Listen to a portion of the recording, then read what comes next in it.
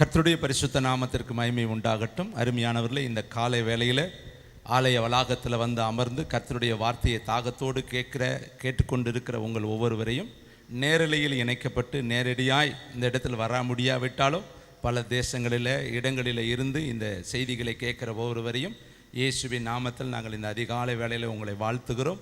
அற்புத இயேசு ஊழியத்தின் சார்பாக நாங்கள் உங்களுக்கு வாழ்த்துதலை பதிவு செய்து கொள்கிறோம்.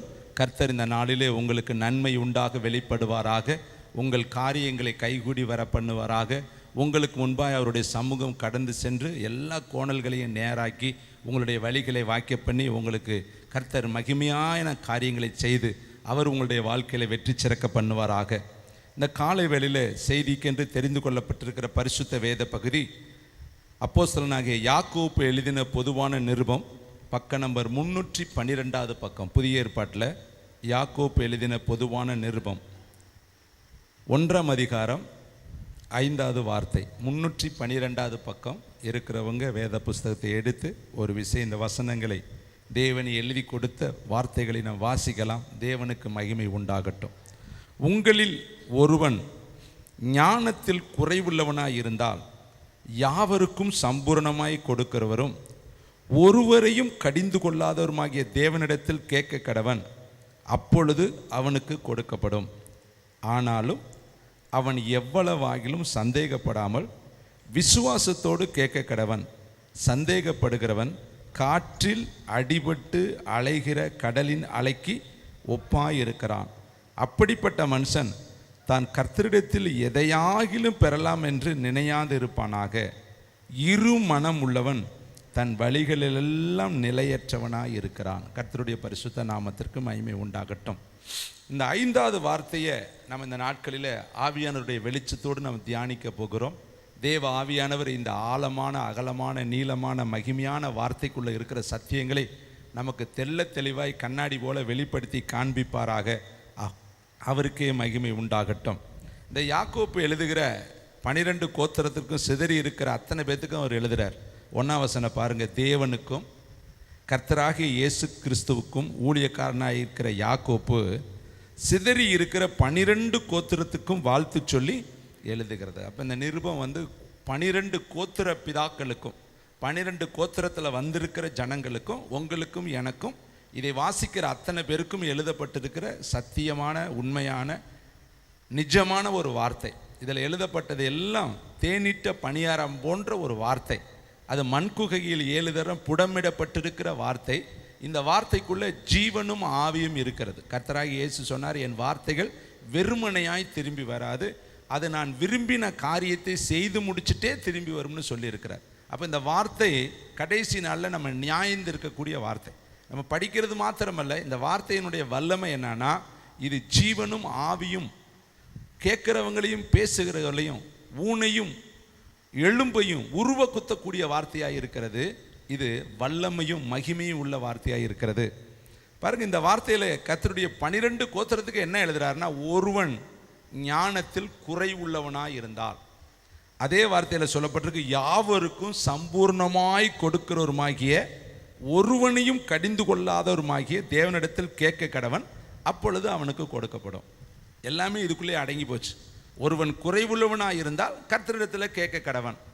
இவன் குறைவாக இருக்கிறான், அவர் எப்படி இருக்கிறாரா? யாவருக்கும் சம்பூர்ணமாய் கொடுக்கிறவரும் ஒருவனையும் கடிந்து கொள்ளாதவருமாகிய தேவன். அப்போ ஒரே வார்த்தையில் மனுஷன்ட்ட குறைவு இருக்கு, தேவன்கிட்ட நிறைவு இருக்கு.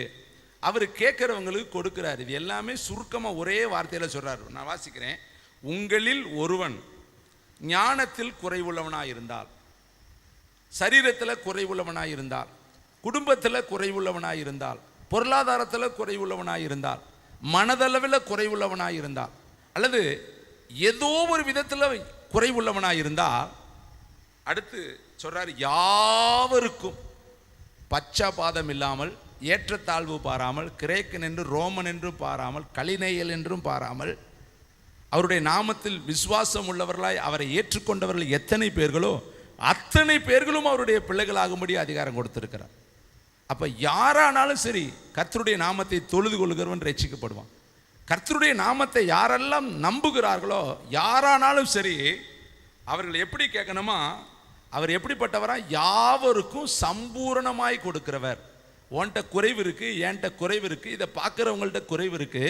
ஆனால் நாம் ஆராதிக்கிற தேவன் சம்பூரணமாய் வைத்திருக்கிறவர், சம்பூரணமாய் கொடுக்கிறவர்.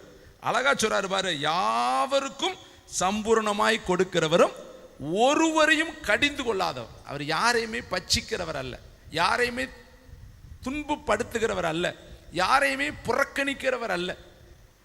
ஒரு மனுஷன் 7-70 முறை பாவம் செய்தாலும் வந்து மன்னிப்பு கேட்டால் மன்னிக்கிற ஒரு தேவன். எப்பேற்பட்ட சூழ்நிலையில் ஒரு மனிதன் கர்த்தரிடத்தில் வந்தாலும் அவனை புறம்பே தள்ளாத ஒரு தேவன் ஆண்டவராகிய இயேசு கிறிஸ்து. ஒருவனையும் கடிந்து கொள்ளாதவருமாகிய தேவனிடத்தில் கேட்க கடவன். அப்பொழுது வேதம் சொல்லுது, அப்பொழுது அவனுக்கு கொடுக்கப்படும். இந்த வேதத்தில் ஒரு சில குறைவுகளை நான் சொல்லிட்டு அவருடைய நிறைவை சொல்லிட்டு நான் கர்த்தருடைய வார்த்தைக்குள்ளே போனால் நலமாக இருக்கும் என்று ஆவியானவராலே உந்தி தள்ளப்பட்டேன்.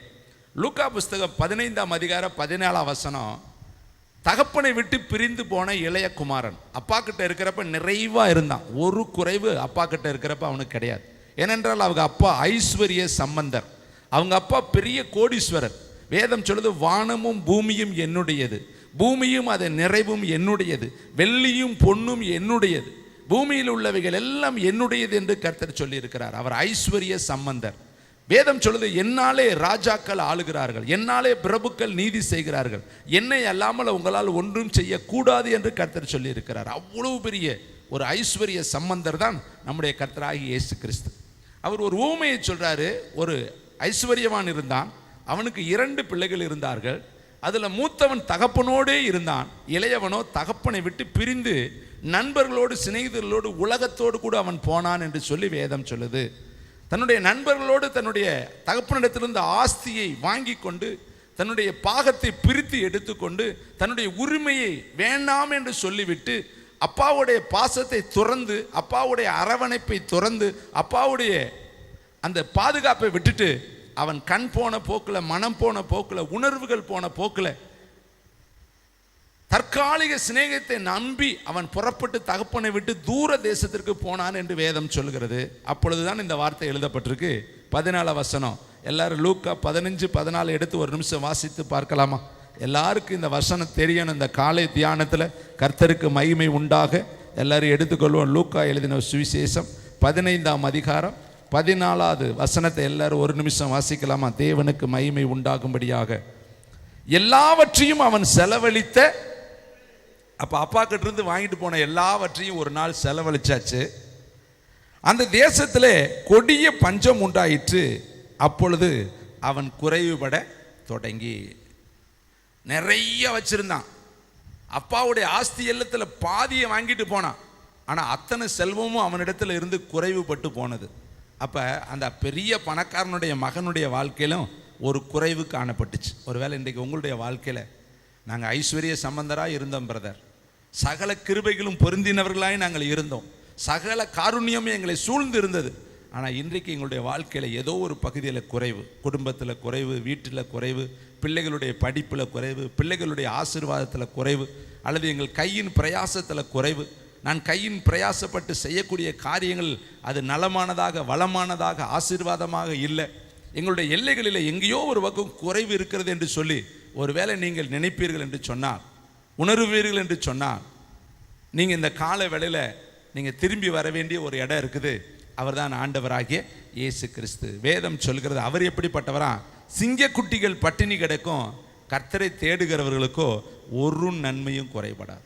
தூரத்தில் இருக்கிறவரையும் அவன் குறைவுள்ளவனாய் இருந்தான், பன்றிகளை மேய்க்கிறவனாய் இருந்தான், அவன் தாளடிகள் கூட இல்லாதவனாக, தவிடுகள் கூட இல்லாதவனாய் அவன் இருந்தான். ஆனால் தகப்பனிடத்தில் அவன் வந்த பொழுது அவனுக்கு மெல்லிய வஸ்திரம் தரிக்கப்பட்டது, மோதிரங்கள் அவனுக்கு கொடுக்கப்பட்டது, பாதரட்சிகள் அவனுக்கு கொடுக்கப்பட்டது, அவனுக்காக விருந்து கொண்டாடப்பட்டது, அவனை மீண்டும் தன்னுடைய ஸ்தானத்தில் வைத்தார் என்று சொல்லி வேதம் சொல்கிறது. அப்போ அருமையானவர்களே, குறைவு எப்போ வருது தெரியுமா?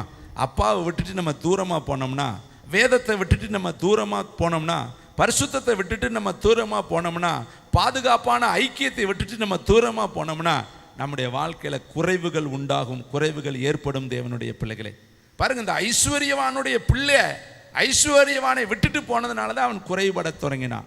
அதனால தான் அவன் பட்டினி கிடக்க ஆரம்பித்தான். அதனால தான் அவனுடைய வஸ்திரத்தில் இதோ அழுக்கு வஸ்திரம் அவன் தரித்திருந்தான் என்று வேதம் சொல்லுது. ஒருவேளை கூட உணவு இல்லை என்று சொல்லி வேதம் சொல்லுகிறது. அவன் பன்றிகளை மேய்த்தான் என்று சொல்லி வேதம் சொல்லுகிறது. அந்த பன்றிகளுடைய தவிட்டினாலே தன் பசியை ஆற்ற ஆசையாய் இருந்தான் என்று வேதம் சொல்லுகிறது.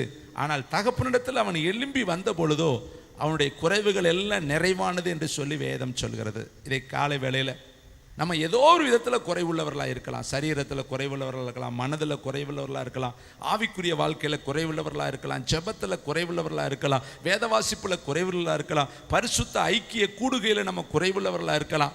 வேதம் சொல்லுது ஞானம் வீட்டை கட்டும் என்று சொல்லி வேதம் சொல்கிறது. ஞானம் தன் வீட்டை கட்டுகிறது என்று சொல்லி நீதிமொழிகள் அவர் எழுதுகிறார். அருமையானவர்களே, நம்ம ஞானத்தினால தாங்க எல்லாவற்றையும் செய்ய முடியும். அப்போ அதனால தான் இந்த யாக்கோபு எழுதுகிறார் ஞானத்தில் குறைவுள்ளவன். அப்போ நம்முடைய வாழ்க்கையில் முதல்ல ஒரு மனுஷனுக்கு தேவை ஞானம். அதனால தான் இந்த 12 கோத்திரத்துக்கு அவர் எழுதுகிறாரு ஞானம் வேணும், அதில் குறைவாக நீ இருந்தேன்னா யாவருக்கும் ஒருத்தர் சம்பூர்ணமாய் கொடுத்துக்கிட்டு இருக்கிறாரு, அவரிடத்துல போய் கேளுங்க உங்களுக்கு ஞானம் கிடைக்கும்னு சொல்லி 12 கோத்திரத்துக்கும் அவர் எழுதுகிற வார்த்தையை நாம் பார்க்கிறோம். அப்புறம் யோவான் புஸ்தகம் 2ஆம் அதிகாரம் 13ஆம் வசனம் எடுக்க வேண்டாம், நான் சொல்லிக்கிட்டே வரேன். திராட்சை ரசம் குறைவுபட்டுச்சு. எல்லாம் ப்ரிப்பேராக தான் கல்யாணம் ஆரம்பித்தாங்க. கானா ஊரில் தான் அந்த திருமணம். திடீரென்று ஒரு குறைவு. நம்முடைய வாழ்க்கையில் அப்படி தாங்க வரும். நம்ம எல்லாமே சரியாக தாங்க செய்வோம், எல்லாம் ரொம்ப அட்வான்ஸ் திங்கிங்கில் நம்ம செயல்பட்டுக்கிட்டு இருப்போம். ஆனால் எப்படியோ ஒரு விதத்தில் ஒரு குறைவு வந்துடும். இப்போ அந்த கல்யாண வீட்டில் திடீர்னு முக்கிய பகுதியான திராட்சை ரசம் குறைவுபட்டு போச்சு. அந்த வீட்டில் முக்கியமாக இருக்க வேண்டியது அதுதான். ஏன்னா தூர தேசத்திலிருந்து வர்றவங்களுக்கு கொடுத்து வரவேற்கக்கூடிய திராட்சை ரசம், அதுதான் களைப்பை போக்கக்கூடிய ரசம். அது வர்றவங்களை முதல்ல கொடுக்க வேண்டிய முதல் விருந்து அது. ஆனால் இப்போ அதுவே குறைஞ்சு போச்சு. அப்போ அந்த கல்யாண வீட்டில் எவ்வளவு தடுமாற்றம் இருக்கும். ஆனால் அந்த வீட்டில் காரர்கள் ஒரு புத்தியான காரியத்தை செய்திருந்தார்கள். இயேசுவுக்கு அழைப்பு கொடுத்திருந்தார்கள், இயேசுவை திருமணத்திற்கு அழைத்திருந்தார்கள். இயேசு அங்கே இருந்தபடியினால அந்த குறைவை ஒரே ஒரு இமை பொழுதுல சிறிது நேரத்துக்குள்ள அந்த குறைவை கர்த்தர் நிறைவாக்கினார். வேதம் சொல்லுது முந்தின திராட்சை ரசத்தை விட பிந்தின திராட்சை ரசம் மதுரமாக இருந்தது, மேன்மையாக இருந்தது என்று அந்த குடும்பத்தார்கள் சொல்லும்படி, உறவினர்கள் சொல்லும்படி அந்த குடும்பத்தினுடைய குறைவை கர்த்தர் நிறைவாக்கினார். கைகளை தட்டி தேவனுக்கு ஒரு நன்றி சொல்லலாமா? பவுலடிகள் எழுதும் பொழுது சொல்றாரு, 1 கொரிந்தியர் புஸ்தகம் 13ஆம் அதிகாரம் 9வது வசனம். தயவுசெய்து எல்லாரும் படிக்க வேண்டிய ஒரு வசனம், எல்லாரும் எடுத்துக்கொள்ளலாமா? 1 கொரிந்தியர் புஸ்தகம் 13ஆம் அதிகாரம் 9வது வசனம். கர்த்தருக்கு மகிமையை உண்டாகட்டும். பக்க நம்பர் 239 வாசிக்கலாமா? நம்முடைய அறிவு குறைவுள்ளது, நாம் தீர்க்க தரிசனம் சொல்லுதலும் குறைவுள்ளது, நிறைவானது வரும் பொழுது குறைவானது ஒளிந்து. இங்க பாருங்க, நம்முடைய அறிவு குறைவுள்ளது. நம்ம எவ்வளவுதான் படிச்சிருந்தாலும், நமக்கு எவ்வளவுதான் உலகத்தில் இருக்கிற எல்லாமே தெரிந்திருந்தாலும், ஒரே வார்த்தையில் பவுல் எழுதிட்டார், நம்முடைய அறிவு குறைவு உள்ளது. நிறைவான ஒன்று இருக்கு, அது வரும் பொழுது நம்முடைய குறைவுகள் எல்லாம் நிறைவாய் போய்விடும். அப்ப அறிவிலையும் குறைவு இருக்குதுங்க, ஞானத்திலையும் குறைவு இருக்குதுங்க, நம்முடைய குடும்பத்திலையும் குறைவு இருக்குதுங்க, நம்முடைய பிள்ளைகளிடத்துல குறைவு இருக்குதுங்க. வேதம் சொல்லுது, உன் பிள்ளையினுடைய இருதயத்துல மதியினம் ஒட்டி கொண்டு இருக்கும், தண்டனையின் பிரம்போ அந்த பிள்ளைகிட்ட இருக்கிற மதியினத்தை அதை விட்டு விலக்கும். புத்தியுள்ள மனைவி வீட்டை கட்டுவாள், புத்தியில்லாத மனைவியோ வீட்டை இடித்து போடுவாள் என்று சொல்லி வேதம் சொல்கிறது. அப்ப நம்மகிட்ட இருக்கிற எல்லாமே புத்தியா இருக்கு, ஞானமா இருக்குன்னு நம்பக்கூடாது.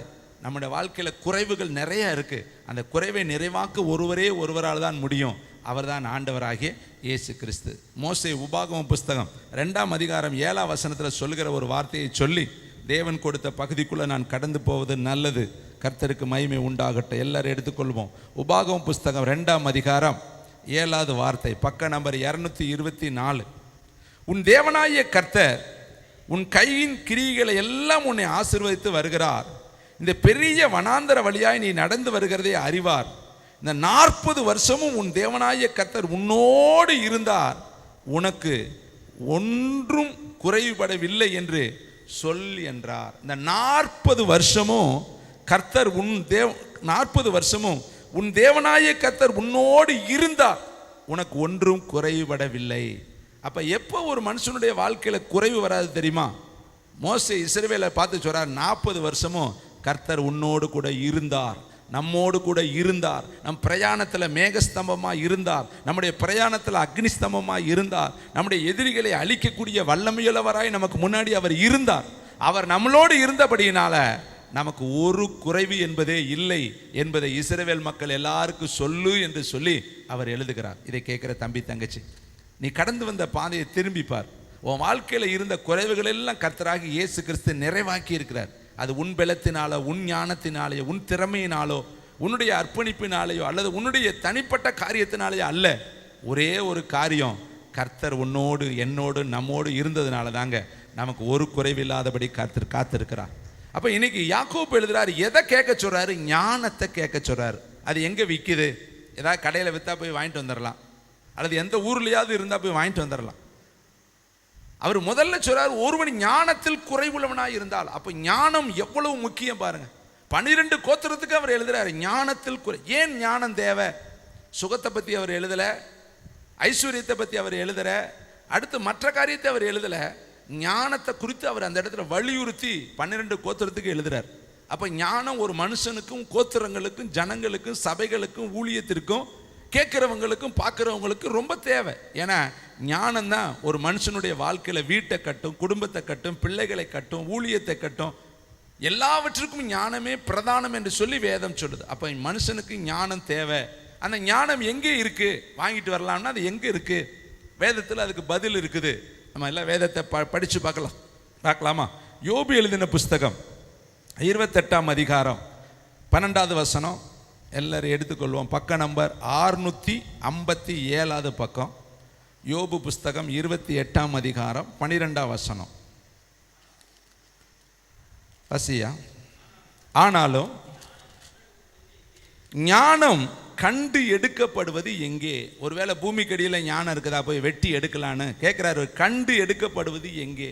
ஒரு கேள்வி கேட்குறாரு, கொஸ்டின் மார்க் இருக்கு பாருங்களே. ஞானம் கண்டு எடுக்கப்படுவது எங்கே? 20வது வசனத்தை வாசிங்க. அதிலே இப்படி இருக்க ஞானம் எங்கிருந்து வரும்? 2 கேள்வி கேட்குறாரு. நல்ல அந்த 2 கேள்வியை பாருங்க. ஞானம் கண்டெடுக்கப்படுவது எங்கே? ஞானம் எங்கிருந்து வரும்? அதே அதிகாரத்தில் 28வது வசனத்தை வாசிக்கலாம். மனுஷனை நோக்கி இதோ ஆண்டவருக்கு பயப்படுதலே. கைகளை தட்டுங்க. ஞானம் எங்கிருந்து கண்டெடுக்கப்பட முடியும்? அது எங்கிருந்து வரும்? அது உனக்குள்ள இருந்து தாங்க வரும், வசனத்திலிருந்து தாங்க வரும். ஒரு மனுஷன் ஞானவான் என்பதற்கு ஒரே ஒரு அடையாளம், கர்த்தருக்கு பயப்படுதலே ஞானம். இது இன்னும் சாலமோன் நேர்த்தியா சொல்றாரு. நீதிமொழிகள் 1ஆம் அதிகாரம் 7ஆம் வசனம். இதை விட என்ன பெஸ்டா இருக்கும்? இதை விட என்ன டாப் அவர் எழுதுறாரு. ஞானம் பெற்ற தேவ மனுஷனாகிய சாலமோன் எழுதும் பொழுது ஞானத்தினுடைய ஆரம்பம் எங்க இருக்குன்னு அவர் எழுதுறாரு. நீதிமொழிகள் 1ஆம் அதிகாரம் 7ஆம் வசனம் வாசிக்கலாமா? கர்த்தருக்கு பக்கத்தில் சொல்லுங்க. இந்த ஒளிபெருக்கியில் பார்க்குறவங்களுக்கெல்லாம் சொல்கிறோம், கர்த்தருக்கு பயப்படும் பொழுது தான் உங்களுடைய வாழ்க்கையில் ஞானமே ஆரம்பிக்குது. யாரானாலும் சரி, நீங்கள் தேவனுக்கு பயப்படணும். இயேசு கிறிஸ்துவுக்கு நீங்கள் பயந்து நடக்கும் பொழுது, இந்த வார்த்தைக்கு நீங்கள் பயந்து நடக்கும் பொழுது, பரிசுத்த ஆவியானவருடைய ஆலோசனைக்கு நீங்கள் பயந்து நடக்கும் பொழுது, அப்பொழுது தான் உங்களுக்கு ஞானமே ஆரம்பிக்கிறது. தேவனுடைய பிள்ளைகளே, ஞானம் 4 கேள்வி இதில் இருக்குது. 1, ஞானம் கண்டெடுக்கப்படுவது எங்கே? ஞானம் எங்கிருந்து வரும்? கர்த்தருக்கு பயப்படுதல் தான் ஞானம். கர்த்தருக்கு பயப்படுதலே ஞானத்தின் ஆரம்பம். இன்னும் பாருங்களே, வேதம் சொல்லுது 1 கொரிந்தியர் புஸ்தகம் 3ஆம் அதிகாரம் 19ஆம் வசனம். 2 வகையான ஞானம் இருக்கு. ஒன்று உலகத்தின் ஞானம், இன்னொன்று தேவனுடைய ஞானம். இந்த உலகத்தின் ஞானம் முதல்ல எப்படி இருக்கும்னு சொல்லி நம்ம தெரிஞ்சுக்கிட்டோம்னா, பரத்திலிருந்து வருகிற ஞானம் எப்படிங்கிறத நம்ம ஈஸியாக கண்டுபிடிச்சிடலாம். 1 கொரிந்தியர் புஸ்தகம் 3ஆம் அதிகாரம் 19வது வசனத்தை வாசிக்கலாமா எல்லாரும்? இவ்வுலகத்தின் ஞானம் தேவனுக்கு முன்பாய் பைத்தியமா இருக்கிறது, அப்படியே ஞானிகளை அவருடைய தந்திரத்தினாலே பிடிக்கிறார் என்று எழுதியிருக்கு. உலகத்தின் ஞானம் தேவனுக்கு எப்படி இருக்குதா? பைத்தியமா இருக்கு. அழகா சொல்றாரு பாருங்க. அவன் எவ்வளவு அந்த புத்தியுள்ள உக்கிரானக்காரன் செய்ததை கொஞ்சம் சிந்திச்சு பாருங்க. கர்த்தர் கணக்கு ஒப்புவின்னு சொன்ன உடனே அவன் போய் புத்தியா செஞ்சானா. என்ன செஞ்சானா? யார்கிட்ட நீ எத்தனை குடம் வாங்கியிருக்கிற? 100 குடம். அதை உட்காந்து வேகமா 80ன்னு எழுது. நீ எத்தனை குடம் வாங்கியிருக்கிற? 50 குடம். 80 குடம் குறைச்சி எழுது. அவன் மனுஷருடைய கண்களில் தயவு கிடைக்கவும் தன் எஜமான இடத்துல கணக்கை கரெக்டாக ஒப்படைக்கவும் அவன் புத்தியா செஞ்சானான். கர்த்தர் சொல்றாரு, அந்த அநீதி உள்ள உக்கிரானக்காரன் செஞ்சதை கொஞ்சம் சிந்திச்சுப்பார். அவன் எவ்வளவு ஞானமா செஞ்சு தன்னுடைய காரியத்தை சரி பண்றான் பத்தியா. ஆனால் நீங்கள் அப்படி இல்லாமல் இருக்கிறீங்களேன்னு கர்த்தர் அங்கலாய்க்கிறார். நம்ம தான் ஞானவான்களாக இருக்கணும்னா நமக்கு ரொம்ப ஞானம் தேவைங்க. இந்த உலக ஞானம் அல்ல. இந்த உலக ஞானம் தேவனுக்கு உண்பாக எப்படி இருக்கிறதா? பைத்தியமாக இருக்கிறது. இந்த உலக ஞானம் எப்படி இருக்குன்னு வேதம் சொல்லுது பாருங்க. யாக்கோப்பு எழுதின புஸ்தகம் 3ஆம் அதிகாரம் 15ஆம் வசனம். இதனுடைய தொடர்ச்சி அங்கே இருக்கு. யாக்கோப்பு எழுதின பொதுவான நிருபம் 3ஆம் அதிகாரம் 15ஆம் வசனம். Thank you holy spirit. வாசிக்கலாம். 15ஆம் வசனம். இப்படிப்பட்ட ஞானம், உலகத்திலிருந்து இருக்கிற உலக ஞானம், இப்படிப்பட்ட ஞானம் பரத்திலிருந்து இறங்கி வருகிற ஞானமாக இராமல், எப்படிப்பட்ட ஞானம்? லௌகீக ஞானம். லௌகீக துக்கம். 2 துக்கம் இருக்கு. தேவனுக்கு ஏற்ற துக்கம், லௌகீக துக்கம். எப்போ பார்த்தாலும் உலகத்தை குறித்தே கவலைப்படுவது, உலகத்தை குறித்தே சிந்திப்பது. ஐயோ, அவன் வீடு வாங்கிட்டான், தோட்டம் வாங்கிட்டான், அவன் அதை வாங்கிட்டான், இவன் வாங்கிட்டான், அவன் பிள்ளை கல்யாணம் ஆயிடுச்சு, அவன் குழந்தை பிறந்துருச்சு, இவன் அங்கே போகிறேன், இவன் இங்கே போகிறேன், இப்படியே உலகத்தையே நினச்சி இதான் லௌகீக துக்கம். இதான் லௌகீக ஞானம். அதை அங்கே வாங்கலாமா, இதை இங்கே வாங்கி போட்டால் இவ்வளோக்கு ஆகுது, இங்கே வாங்கி போட்டால் இவ்வளோக்கு ஆகும், இதை தூக்கி இங்கே போட்டால் இது, இப்படியே இது உலக ஞானம். இது தேவனுடைய பார்வையில் எப்படி இருக்கான்? இப்படிப்பட்ட ஞானம் பரத்திலிருந்து இறங்கி வராமல் லௌகீக சம்பந்தமானதும் ஜென்ம சுபாவம். பாருங்க, காயினுக்குள்ள இருந்த சுபாவம் என்ன சுபாவம்? ஜென்ம சுபாவம், கொலை செய்யறது. அவன் சொல்றான், காய்மகாரம் கொண்டான். ஆபேல் மேல காய்மகாரம் கொண்டு ஆபேல் என்ன பண்ணி மாட்டான்? கொன்று போட்டான் என்று வேதம். கர்த்தர் காணிக்கையை அங்கீகரிக்கிறாரு, இவன் காணிக்கையை அங்கீகரிக்கல. காரணம், இவன் நேர்த்தியானதை கொண்டுட்டு போகல, அவன் நேர்த்தியானதை கொண்டுட்டு போனேன். கர்த்தர் அங்கீகரிக்கிறதுனால இவனுக்கு என்ன வந்துச்சு? சகோதரன் மேல எரிச்சல் வந்துச்சு, முகநாடி வேறுபட்டது. அவன் சகோதரனை கொலை செய்தான். கடைசியில் கேட்டால் எனக்கு தெரியாதுங்கிற. கர்த்தர் கேட்குறாரு, ஆபேல் எங்கே? காயினே, ஆபேல் எங்கேன்னா தெரியாது. நான் காவலாளியா? எனக்கு அவனை பற்றி தெரியாது. கர்த்தர் சொல்றார், அவனுடைய ரத்தம் பூமியிலிருந்து என்னை நோக்கி கூப்பிடுதே, எங்கே ஆபேல் கேட்குறார். அவன் சொல்கிறான், தெரியாது. நான் என்ன காவலாளியா? நான் என்ன பொறுப்பாளியா? நான் என்ன அவனுக்கு உத்தரவாதியா? அவன் மேலே நான் என்ன கவனம் வைக்கணுமா? அவனுக்கு எனக்கு என்ன இருக்கு? ஆனால் வேதம் சொல்லுது, ஆபத்துக்கு உதவ சகோதரன் பிறந்திருக்கிறான். சகோதரன் எல்லா காலத்திலையும் சிநேகிப்பான். சகோதர சிநேகம் அது விலையேற பெற்றது. அதை தாவீது அழகா சொல்றாரு, ஸ்திரீகளுடைய சிநேகத்தை விட உன்னுடைய சிநேகம் எனக்கு ரொம்ப ஆச்சரியமாய் மேன்மையாய் இருந்தது. அப்போ பார்த்தீங்களா, சிநேகத்துவம் பாராட்டுன்னு எல்லா காலத்திலையும் சிநேகம் பாராட்டுவான். அந்த சிநேகத்தை குறித்து 1 கொரிந்தியரில் எழுதுறாரு, அது அழியாத ஒரு சிநேகம். அன்பு சகலத்தையும் தாங்கும், சகலத்தையும் சகிக்கும், இருமார்ப்பாயிராது, அயோக்கியமானதை செய்யாது, தற்பொழிவை நாடாது, சினமடையாது, அநியாயத்தில் சந்தோஷப்படாமல் சத்தியத்தில் சந்தோஷப்படும், சகலத்தையும் தாங்கும், சகலத்தையும் சகிக்கும். அழகா எழுதிட்டு போறார். இதாங்க உண்மையான சிநேகம். அருமையான தம்பி தங்கச்சி, இங்க பாருங்க, இது எப்படிப்பட்டதா இருக்குதா? 3 வகையான கருத்தை சொல்றாரு.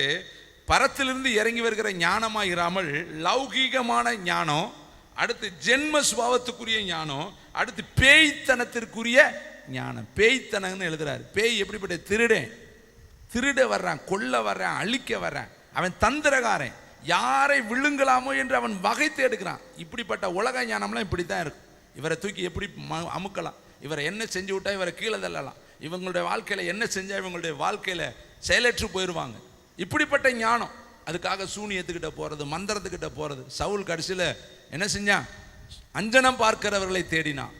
கர்த்தரிடத்தில் பேசுவதற்கு, சாமுவேல்கிட்ட பேசுவதற்கு அவன் போய் தேர்ந்தெடுத்த ஒரு இடம் அஞ்சனமா.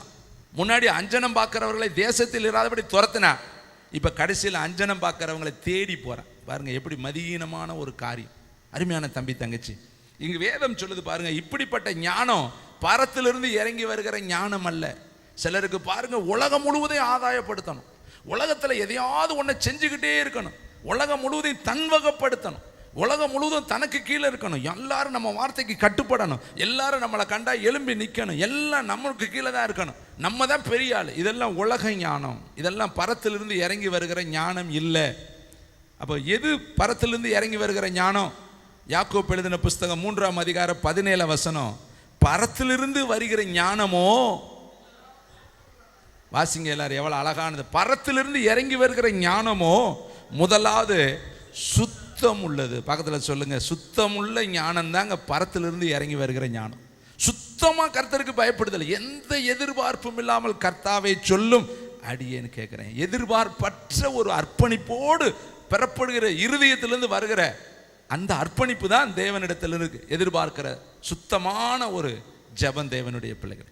இங்க பாருங்களேன், சுத்தம் உள்ளதாகவும், பின்பு ரெண்டாவது அடுத்து அந்த ஞானம் சமாதானம் உள்ளது, அடுத்து சாந்தம் உள்ள ஞானம், அடுத்து இரக்கம் உள்ள ஞானம், அடுத்து நற்கனிகளால் நிறைந்திருக்கிற ஞானம், பச்சாபாதம் இல்லாத ஞானம், மாயமற்றது இல்லாத ஒரு ஞானம்,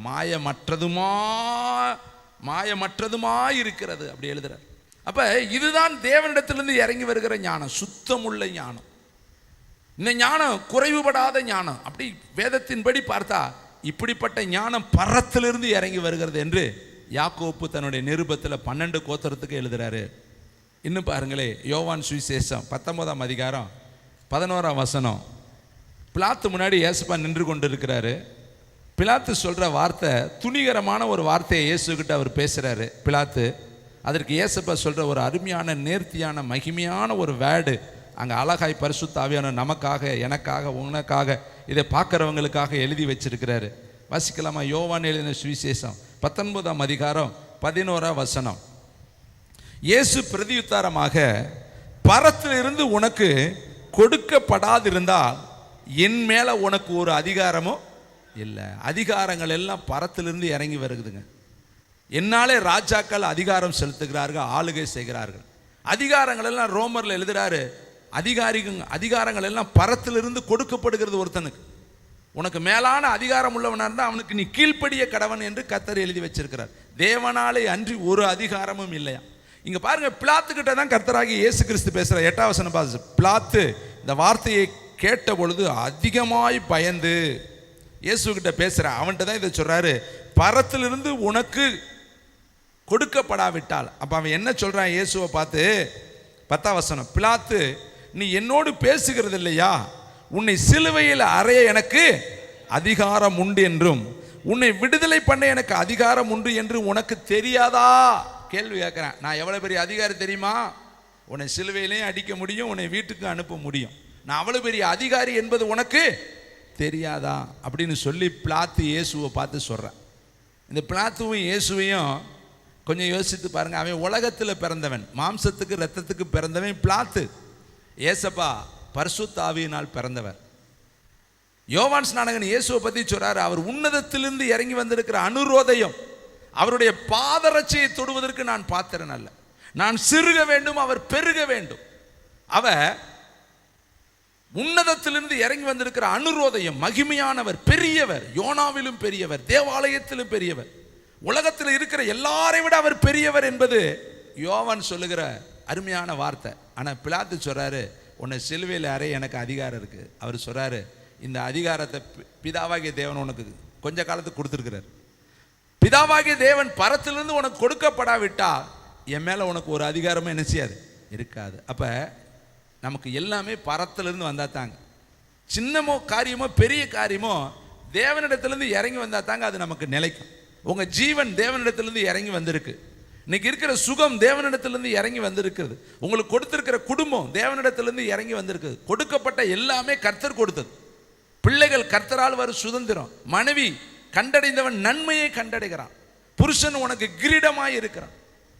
குடும்பம் தேவன் நமக்கு கொடுத்திருக்கிற மகா பெரிய ஒரு ஆசீர்வாதம். எல்லாம் பரத்திலிருந்து உனக்கு கொடுக்கப்பட்டிருக்கு. ஆனா இதை நம்ம ஞானமாய் கட்டி காப்பதும் அழித்து போடுவதும் நம்முடைய கையில தான் தேவனுடைய பிள்ளைகளை இருக்குது. இங்க பாருங்களேன், அழகாய் கர்த்தருடைய வார்த்தை சொல்லுகிறது. பிலாத்தை பார்த்து சொல்றாரு, பரத்திலிருந்து உனக்கு கொடுக்கப்படாவிட்டால் என் மேல உனக்கு அதிகாரம் இல்லப்பா. தேவன் உனக்கு இந்த நேரத்தில் கொடுத்திருக்கிறாரு. இன்னும் கொஞ்ச நேரத்தில் தெரியும் நான் யார் என்பதும் நீ யார் என்பதும் சீக்கிரமாய் காலங்கள் என்ன செய்யும், உனக்கு காண்பிக்கும். இதே பிலாத்து இயேசுவை ஒரு நாள் என்ன பண்ணியிருப்பாரு, அவர் பரமண்டலத்தில் வீற்றிருக்கும் பொழுது, ராஜாவாய் வீற்றிருக்கும் பொழுது இவன் அங்கே குற்றவாளியாக நின்றுப்பான். அப்போதான் நினச்சிருப்பான், இவர் எனக்கு முன்னாடி நின்னாரு, நான் பெரிய அதிகாரியாக நினச்சிக்கிட்டேன், ஆனால் இப்போ தான் தெரியுது அவர் தான் உன்னதத்தின் தேவன் என்பதை. அன்னைக்கு என் கண்ணு மூடிருச்சு, தெரியாமல் போச்சு, நான் போய் அவரிடத்துல தைரியமாக பேசிட்டேனே, அவர் என் ஜீவனுள்ள தேவன் என்பதை நான் அறியாமல் போனேனேன்னு அவன் அதற்காக எவ்வளோ வருத்தப்பட்டிருப்பேன் பாருங்க. தேவனுடைய பிள்ளைகள் இன்னைக்கு நாமும் அப்படித்தாங்க. தேவன் கொடுக்குற வார்த்தையெல்லாம் இந்த காலத்தில் நம்ம தூக்கி எறிஞ்சிட்டு ஒரு நாளைக்கு நம்ம வேதனைப்பட வேண்டிய காலம் வரும். அதனால் இந்த பொன்னான காலங்களில் கர்த்தர் பேசுகிற வார்த்தையை நீ மகிமையாய் எண்ணுவாயானால் யாக்கோப்பின் சிறப்பான சுதந்திரத்தினால் கர்த்தர் உன்னை போஷிப்பார். ஒரு 3 காரியத்தை உங்கள் மத்தியில் வைத்து கொடுக்கப்பட்ட நேரத்துக்குள்ளே நான் முடிக்க விரும்புகிறேன். முதலாவது, ஒரு மனிதன் எப்படி இந்த ஞானத்தை கேட்டான், எப்படி பெற்றுக்கொண்டான், அந்த ஞானம் என்னத்து காரியத்துக்காய் பயன்பட்டது என்று வேதம் சொல்கிறது. 1 ராஜாக்கள் புஸ்தகம் 3ஆம் அதிகாரம் 9வது வசனம், பக்கம் 427வது பக்கம். பழைய ஏற்பாடு. எல்லாரும் வசனங்களை எடுப்போம். 427வது பக்கம். கர்த்தருக்கு மகிமை உண்டாகட்டும். ஹல்லேலூயா. 1 ராஜாக்கள் புஸ்தகம் 3ஆம் அதிகாரம் 9வது வசனம். அதுக்கு மேலே ஒரு வசனத்தை வாசிச்சுட்டு போயிடுவோம். 5வது வசனத்தை வாசிக்கலாம். 3:5.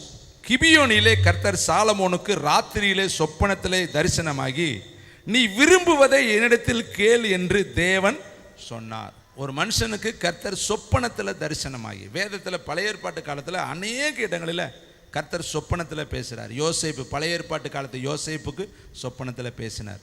நீங்கள் அப்படியே வந்துக்கிட்டே இருங்களே. தானியேல் புஸ்தகத்தில் வாசிச்சு பாருங்கள். நேப்காத் நேசர், தானியேல், எல்லாத்துக்கும் கர்த்தர் சொப்பனத்தில் பேசினார். நீங்கள் பார்த்தீங்கன்னா இப்படியே நீங்கள் சாலமோனுக்கு சொப்பனத்தில் பேசினார். நிறைய இடத்துல கர்த்தர், புதிய ஏற்பாட்டு காலத்தில் வாங்க, மரியாளின் புருஷனாகிய யோசேப்புக்கு கர்த்தர் சொப்பனத்தில் பேசினார். அப்போ நம்முடைய வாழ்க்கையிலே கர்த்தர், நீங்கள் நல்ல திறந்த இருதயத்தோடு, சுத்த இருதயத்தோடு படுத்து தூங்குனீங்கும் பொழுது கர்த்தர் பேசுவார். வரப்போகிற காரியங்களை சொப்பனத்தில் கர்த்தர் வெளிப்படுத்துவார். தேவனுடைய பிள்ளைகளை, நீங்கள் அந்த அளவுக்கு உங்களுடைய இருதயத்தை பக்குவமாய் வைத்து எதிர்பார்ப்போடு நீங்கள் காத்திருந்தால் கர்த்தர் சொப்பனத்தில் பேசுவார். வேதத்தில் நிறைய அதுக்கு ஆதாரங்கள் இருக்குது. இயேசுவை, அவங்க அப்பா யோசேப்பை பார்த்து எடுத்து தூக்கிட்டு இயேசுவை எகிப்திற்கு கொண்டு போ, என்ன எல்லாவற்றையும் அவர் தான் சொல்கிறார். நாசரேத்துக்கு போ, எல்லாம் ஓடு. சொப்பனத்தில் தான் பேசினார். அவர் அதை கேட்டு கேட்டு கீழ்ப்படிந்து நடந்தார்கள். உங்களுக்கும் பேச அவர் வல்லமையுள்ளவராக இருக்கிறாரு. இங்கே பாருங்க, சாலமோனுக்கு சொப்பனத்தில் விரும்புவதை கேள், இதை கேளுன்னு அவர் சொல்லலை. பர்டிகுலராக ஏதாவது ஒன்றை சொல்லலை. நீ விரும்புவதை என்னிடத்தில் கேளுங்கிறார். ஒரு ராஜாவுக்கு, அடுத்த தேசத்தை ஆளப்போகிற தாவீதினுடைய மகனுக்கு கர்த்தர் சொல்றாரு, விரும்புவதை கேள். தேவன் அவனிடத்தில் என்னென்ன எதிர்பார்த்திருக்கிறாரு, அவன் என்னெல்லாம் கேட்பான்னு அவர் நினைச்சிருக்கிறாரு. 11ஆம் வசனம் பாருங்க. தேவன் அவனை நோக்கி, நீ உனக்கு நீடித்த நாட்களை, ஒருவேளை இதை கேட்டிருக்கலாம்ல, தேவனுடைய வாயிலிருந்து புறப்படுது, நீடித்த நாட்களை கேளாமலும், ஐஸ்வர்யத்தை கேளாமலும், உன் சத்துருக்களின் பிராணனை கேளாமலும் நீ இந்த காரியத்தை கேட்டு.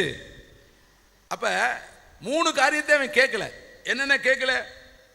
நீடித்த ஆயுஷ் காலம், எனக்கு ஒரு 1000 வருஷம், 7000 வருஷம், 8000 வருஷம், 10,000 வருஷம், அல்லது நான் வாழ்ந்துக்கிட்டே இருக்கணும், சாவே எனக்கு வரக்கூடாதுன்னு அவன் கேட்கல. அடுத்து ஐஸ்வர்யம் வேணும், இன்னும் உலகத்தில் எல்லாத்த விட நான் தான் பணக்காரன் ஆகணும்னு அவன் கேட்கல. எதிரிகளுடைய பிராணன் எனக்கு கொடுன்னு அவன் கேட்கல. அப்போ அவன் என்ன கேட்டான்? 9ஆம் வசனம் பாருங்க. உமது ஜனங்களை, 9ஆம் வசனம், ஆகையால் உமது ஜனங்களை நியாயம் விசாரிக்கவும், நன்மை தீமை இன்னதென்று வகையறுக்கவும், அடியனுக்கு ஞானமுள்ள இருதயத்தை தந்தருளும். ஏராளமாயிருக்கிற இந்த உமது ஜனங்களை நியாயம் விசாரிக்க யாராலே ஆகும் என்றான். சாலமோன் இந்த காரியத்தை கேட்டது ஆண்டவருடைய பார்வைக்கு கைகளை தட்டி தேவனுக்கு ஒரு நன்றி சொல்லுவோமா, உகந்த விண்ணப்பமாக இருந்தது. அப்போ சாலமோன் சின்ன பையதாங்க, அவன் வயது பக்குவமான சின்னவன், இளையவன். அவன் சொல்றான், சிறு பிள்ளை நான், இவ்வளோ பெரிய தேசத்தை சமஸ்த இஸ்ரவேலை ஆள்வதற்கு, எங்கள் அப்பா ஆட்சி செஞ்ச அந்த இடத்தை நான் ஆட்சி செய்வதற்கு, எங்கள் அப்பா சாம்ராஜ்யம், இவ்வளோ பெரிய சாம்ராஜ்யத்தை எங்கள் அப்பா கட்டி எழுப்பி இருக்கிறார் உம்முடைய உதவியோடு. இவ்வளோ பெரிய ராஜ்யத்தை நான் கட்டி ஆளணும்னா எனக்கு என்ன வேணும்? ஞானம் வேணும். உங்கள் ஞானம் வேணும். பரத்திலிருந்து எனக்கு ஞானம் வரணும், உன்னதத்திலிருந்து எனக்கு ஞானம் வரணும், உன்னதத்திலிருந்து எனக்கு ஆலோசனை வரணும்னு சொல்லி சின்ன பையன் ஞானமான ஒரு ஜெபமத்தை பண்ணினான். அது என்ன கேட்குறேன்? ஞானம் வேணும். அப்போ நமக்கும் இந்த உலகத்தில் என்ன வேணும் தெரியுமா? ஞானம் வேணும். தேவனுடைய பிள்ளைகள், நமக்கு ஐஸ்வர்யத்தை விட, சுகத்தை விட, எதிரிகளுடைய பிராணனை விட, நம்ம கர்த்தரிடத்தில் வரும்பொழுது உமக்கு பயப்படுகிற பயத்தின் ஞானத்தை எனக்கு கொடுங்க ஆண்டவர். உம்முடைய வார்த்தைக்கு நான் பயப்படணும் ஆண்டவர். உம்முடைய ஆலோசனைக்கு நான் பயப்படணும் ஆண்டவர். உம்முடைய வழிநடத்தலுக்கு நான் கீழ்ப்படியணும் ராஜா. நீ காட்டுகிற திசையில் நான் போகணும் யா. வேதம் சொல்லுது, சாலமோன் சொல்லிட்டார் முதல்ல, கர்த்தருக்கு பயப்படுதலே ஞானத்தின் ஆரம்பம். இதை கேட்குற இன்றைக்கு நம்முடைய வாழ்க்கையில் நம்ம ஞானத்தில் எவ்வளோ குறைவுள்ளவர்களாக இருக்கிறோம் பாருங்க. கர்த்தர் நம்ம இடத்துல பேசிக்கிட்டே இருக்கிறாரு, நம்ம கேட்காம போய்கிட்டே இருக்கிறோம். அப்போ ஞானத்தில் குறைவுள்ளவர்களா, ஞானத்தில் நிறைவுள்ளவர்களா? கர்த்தருக்கு பயப்படுதலே ஞானத்தின் ஆரம்பம் என்று எழுதியிருக்கே. ஆபிரகாம கர்த்தர் எப்படி சோதித்தார் தெரியுமா? நான் காட்டுற மலைக்கு உன் பிள்ளையை கொண்டு வந்து தகன பலி கொடு. ஏன் அந்த வார்த்தையை சொன்னார்? அவனை கொண்டுதான் நான் வானத்து நட்சத்திரங்களை போல பெருக பண்ணுவேன், பூமியின் மணலத்தனையாய் பெருக பண்ணுவேன்னு சொன்னது அவனை கொண்டுதான் சொன்னார். ஈசாக்க கொண்டுதான் செய்வேனாரு. ஆனா இப்ப கர்த்தர் அவனை பலி கேட்கிறார். எதுக்கு தெரியுமா? ஒரே ஒரு காரியம் தான், அவனை டெஸ்ட் பண்ணினார், சோதித்தார். ஆபிரகாமை கர்த்தர் சோதித்தார். இவன் கீழ்ப்படிவானா கீழ்ப்படிய மாட்டானா? கர்த்தருக்கு பயப்படுகிறவனா கர்த்தருக்கு பயப்படாதவனா? என் வாழ்த்துக்கு கீழ்ப்படிவானா கீழ்ப்படிய மாட்டானா? என் ஆலோசனைக்கு கீழ்ப்படிவானா கீழ்ப்படிய மாட்டானா? என் சொல்லுக்கு இசைந்து போவானா எதிர்த்து நிற்பானா? யோனா மாதிரி போவானா அல்லது என் வார்த்தைக்கு கீழ்ப்படிவானா?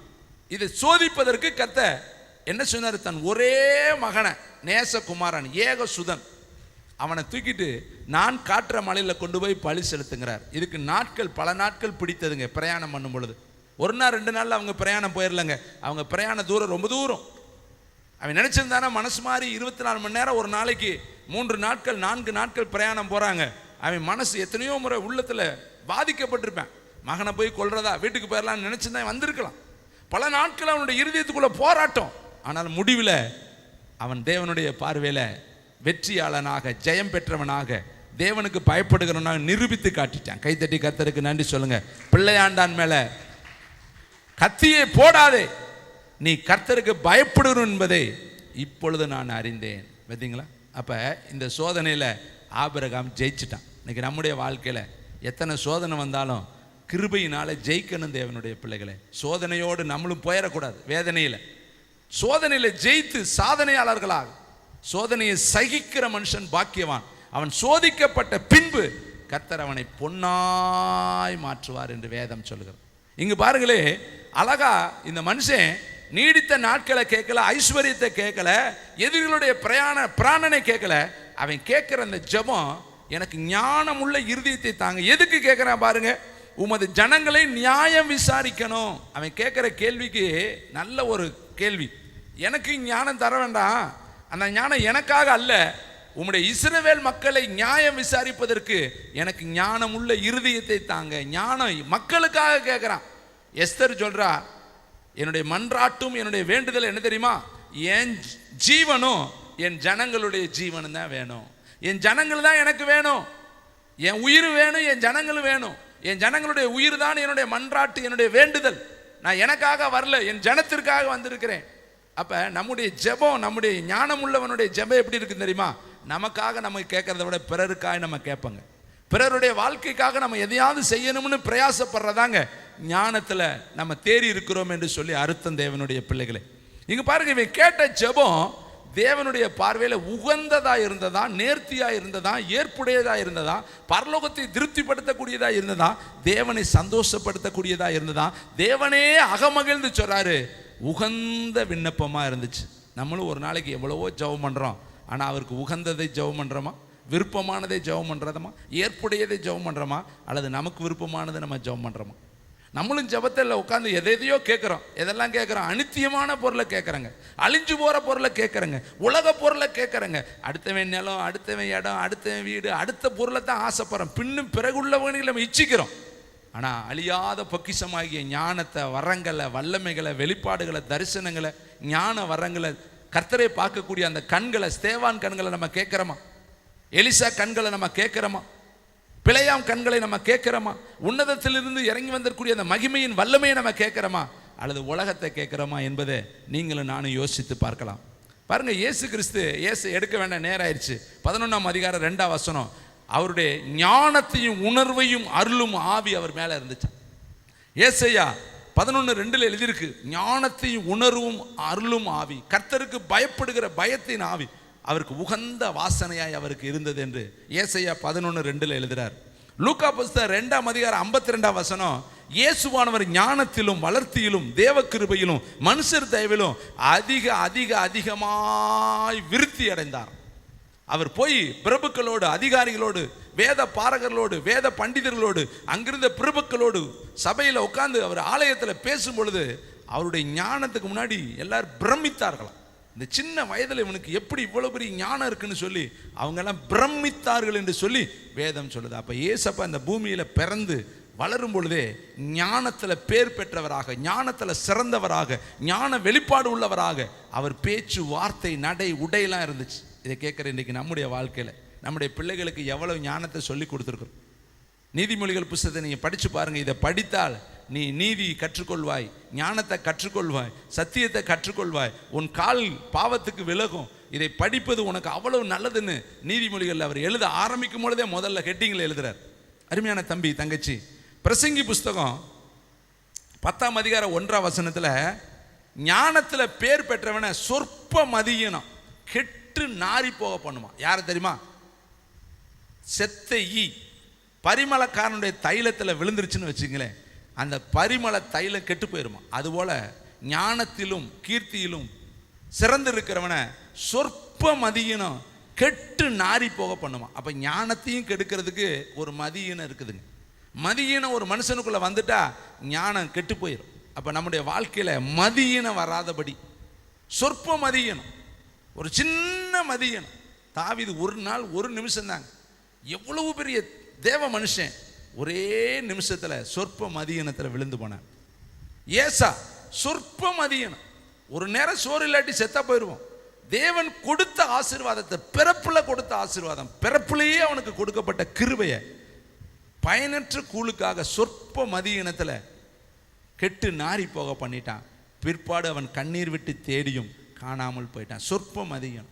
சவுல் 7 நாள் பொறுத்துரு, ஏங்க 1 வருஷம் கூட பொறுத்திருக்கலாமே, எவ்வளவு காலம் பொறுத்திருக்கலாமே. கர்த்தர் சொல்லிட்டாரு பொறுத்துரு, நான் வர்றேன்னு சொன்ன சர்த்தன். அவர் வர்ற வரையும் காத்திருக்கிறதுல என்ன இருக்கு? துணிந்து இவனும் பலி செலுத்தி அவன் என்ன பண்ணிட்டான்? சொற்ப மதியினத்தில் விழுந்து போனான். வேதத்தில் நிறைய பேர், ஒரு ராஜா ஆலயத்துக்குள்ள துணிந்து போய் வெண்குஷ்டம் பிடிச்சவனாய் மாறி அவனுடைய வாழ்நாள் முழுசும் வேதனையாய் போனான். இதை கேட்குற தம்பி தங்கச்சி, சொற்ப மதியினம் கீர்த்தியிலும் புகழ்ச்சியிலும் பேர் பெற்றவனே சொற்ப மதியினம் கெட்டு நாரி போக பண்ணும். அருமையான தம்பி, வேதத்தில் இன்னும் சில வசனங்களை சொல்லுகிறேன். நீதிமொழி 24:5 வீடு ஞானத்தினாலே கட்டப்படும், விவேகத்தினாலே நிலைநிறுத்தப்படும். உன் வீடு கட்டப்படணும்னா உனக்கு ஞானம் வேணும், அது நிலைநிறுத்தப்படணும்னா உனக்கு விவேகம் வேணும். தேவனுடைய பிள்ளைகளே, இன்னும் பாருங்களேன், வேதத்தில் எழுதப்பட்டிருக்கு. ஒரே ஒரு சம்பவத்தை சொல்லி முடிக்கிறேன். பிரசங்கி புஸ்தகம் கடைசி பகுதி 9ஆம் அதிகாரம் எல்லாரும் எடுத்துக்கொள்வோம். பிரசங்கி புஸ்தகம் 9ஆம் அதிகாரம், பக்க நம்பரு 799 பக்கம், பழைய ஏற்பாடு. எல்லாரும் எடுத்துக்கொள்வோமா? அதில் 14ஆம் வசனத்தில் நான் வாசிக்கிறேன், தயவுசெய்து பாருங்கள். ஒரு சிறு பட்டணம் இருந்தது, அதில் இருந்த குடிகள் கொஞ்சம் மனிதர். அதற்கு விரோதமாய் ஒரு பெரிய ராஜா வந்து அதை வளைத்து கொண்டு அதற்கு எதிரே பெரிய கொத்தளங்களை கட்டினான்.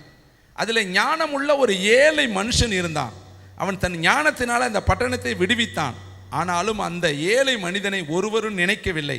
ஆகையால் ஏழையின் ஞானம் அசட்டை பண்ணப்பட்டு அவன் வார்த்தைகள் கேட்கப்படாமல் போனாலும் பலத்தை பார்க்கிலும் ஞானமே உத்தமம் என்றேன். ஒரு அழகான ஒரு சம்பவத்தை சாலமோன் ராஜா பிரசங்கியில் எழுதுறார். ஒரு சின்ன பட்டணம், வர்ற ராஜா பெரிய ராஜா. ஒரு சின்ன பட்டணத்தை பிடிக்க பெரிய ராஜா வர்றார். சின்ன பட்டணம் இருந்தது, அதில் இருந்த குடிகள் மக்கள் கொஞ்சம் பேர் இருந்தார்கள். அதற்கு விரோதமாய் ஒரு பெரிய ராஜா வந்து அதை வணைந்து கொண்டு அதற்கு எதிராக கொத்தளங்களை போட்டுட்டாரு. வெளியே நிற்கிறவன் பயங்கரமான ஆளு. ஆசாவுக்கு விரோதமாக 10 லட்சம் பேர் வந்தது போல இந்த சின்ன பட்டணத்துக்கு விரோதமாக பெருங்கூட்டம் வந்துருச்சு. வந்திருக்கிற ராஜா பெரிய ராஜா. ஒருவேளை இன்னைக்கு சின்ன ஆளாகிய உனக்கு விரோதமாக பெரிய பிரச்சனை வந்திருக்கலாம்.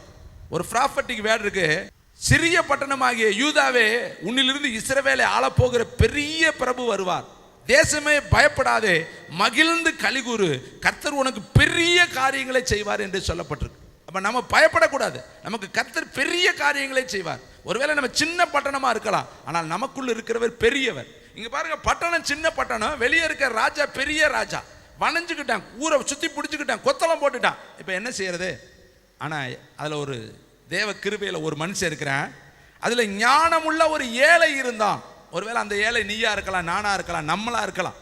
ஒருவேளை பெரிய நமக்கு ஒரு பெரிய பிரச்சனை வரலாம், பெரிய யுத்தம் வரலாம், பெரிய ராஜாக்கள் எழும்பி வரலாம், பெரிய பிரச்சனை வரலாம். உனக்கு விரோதமாக பயங்கரமான எப்பக்கத்திலிருந்து கடற்கரை மணலை போல ஜனங்கள் எழும்பி வரலாம். ஆனால் ஞானம் உள்ளவன் எப்படி அதை மேற்கொள்வானா?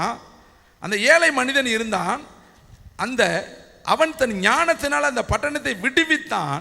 ஆனாலும் அந்த ஏழை மனிதனை ஒருவரும் நினைக்கவில்லை. அவன் தான் அந்த பட்டணத்தை விடுவிப்பதற்கு பிரயாசப்பட்டான், ஆனால் அவனை யாருமே நினைக்கல.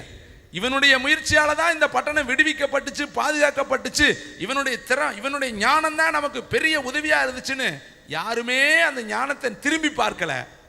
அப்ப அவர் சொல்றாரு, ஏழையின் ஞானம் அசட்டை பண்ணப்பட்டு அவன் வார்த்தைகள் கேட்கப்படாமல் போனாலும் பலத்தை பார்க்கலும் ஞானமே உத்தமம் என்றேன். அப்போ இந்த உலகத்தில் எது முக்கியம் தெரியுமா?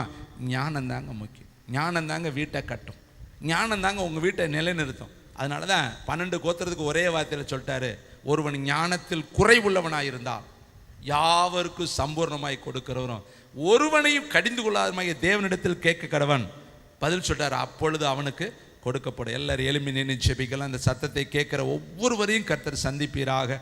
இந்த சத்தம் உலகத்தில் ஒரு அசைவுதலை கொண்டு வரட்டும். இந்த சத்தம் கேட்குறவங்க ஞானத்தில் குறைவுள்ளவர்களாக இருந்தால் கர்த்தர் அவர்களுக்கு நிறைவாய் கொடுத்து ஆசீர்வதியும். கர்த்தருக்கு மகிமை உண்டாகட்டும், பெரிய காரியம் நடக்கட்டும், கர்த்தருக்கு மகிமையாக இருக்கட்டும். இயேசு கிறிஸ்துவின் நாமத்தில் பிதாவே.